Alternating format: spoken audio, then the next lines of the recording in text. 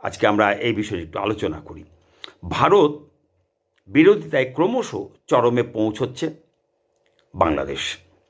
একটা উন্নয়নশীল রাষ্ট্র হঠাৎ গত বছর জুলাই আগস্ট 2024 সালে জুলাই আগস্ট মাসে ছদ্ম রাজনীতিক আশ্রয় করে ছদ্ম ছাত্র আন্দোলনের মধ্যে দিয়ে বাংলাদেশের প্রধানমন্ত্রী শেখ হাসিনাকে অন্যায়ভাবে সরিয়ে দিয়ে আমেরিকায় বসবাসরত মোহাম্মদ ইউনূসের হাত ধরে শান্ত দেশ হঠাৎ অশান্ত হয়ে উঠল। আমেরিকা থেকে এসে নির্বাচিত প্রধানমন্ত্রীর চেয়ারে অবৈধ ও অগণতান্ত্রিক উপায়ে অন্যায়ভাবে প্রধান উপদেষ্টা হিসাবে দেশের দায়িত্ব নেওয়ার সঙ্গে সঙ্গে ভারতের পূর্ব দিকে আপনারা সবাই জানেন, আপনারা যারা খবর রাখেন তারা প্রত্যেকেই শুনেছেন যে ভারতের পূর্ব দিকে অবস্থিত 7 সিস্টার্স নামে অভিহিত 7টা রাজ্যকে ভারত থেকে বিচ্ছিন্ন করার হুমকি দিয়ে মোহাম্মদ ইউনূস ভয়ঙ্কর অশান্তির যে আগুন জ্বালালেন ভারতের বিরুদ্ধে, তা আজ দুই দেশের সাধারণ মানুষকে ঘোর সংকটের মধ্যে ফেলে দিয়েছে।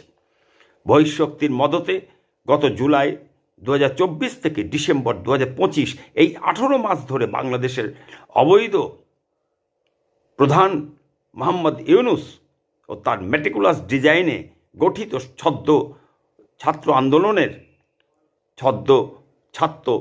ছাত্র নেতৃত্ব যেভাবে তীব্র হিংস্র ভারত বিরোধিতা ও ভারতকে ভাঙার যে তীব্র আক্রমণ করেছে ও করে চলেছে বিশ্বের বৃহৎ শক্তির মদতে, তাতে ভারতের উপর যদি আক্রমণ হয় তাহলে ভারতের বিরুদ্ধে একটি ছোট্ট দেশ, সব দিক দিয়ে অসম দেশ কতদিন নিজেদের অস্তিত্ব টিকিয়ে রাখবে?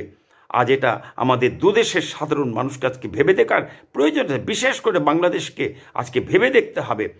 ভারতের 140 কোটি দেশের বিরুদ্ধে একটা ছোট্ট দেশ, 18-20 কোটি দেশ, তাকে ভাবতে হবে। বহিঃশক্তির এজেন্ট মোহাম্মদ ইউনূস শেষ বয়সে এসে ভারতকে ভাঙার চক্রান্ত ও ষড়যন্ত্রে লিপ্ত হওয়া, একেই কি বুদ্ধি বিপর্যয় বলে?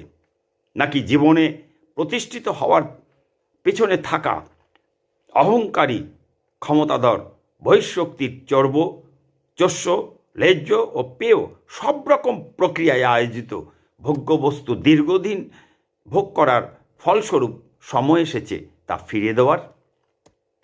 এটা আমাদের ভেবে দেখতে হবে। সাধারণ